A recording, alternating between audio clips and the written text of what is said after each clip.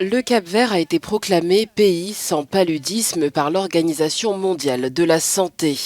L'archipel ouest-africain a reçu sa certification au cours d'une cérémonie vendredi en présence du directeur général de l'OMS.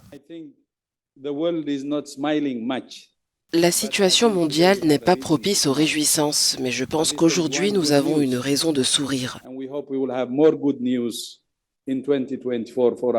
Nous avons une bonne nouvelle à célébrer et nous espérons en avoir plus en 2024. Comme vous le savez, le paludisme est l'une des plus anciennes maladies connues. Elle afflige l'humanité depuis des millénaires. Et elle est présente au Cap-Vert depuis que l'archipel a été peuplé au XVe siècle. Mais désormais, nous parlerons du paludisme au Cap-Vert au passé. Et c'est avec un grand plaisir que je vous annonce qu'après l'étude du groupe consultatif technique de l'OMS sur l'élimination et la certification du paludisme et du groupe consultatif politique de l'OMS sur le paludisme,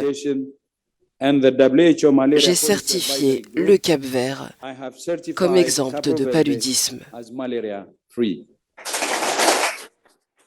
Lors de la cérémonie, Ulysse Correa et Silva, le Premier ministre du Cap-Vert, s'est montré satisfait de cette avancée qui va changer le panorama de la santé publique dans son pays.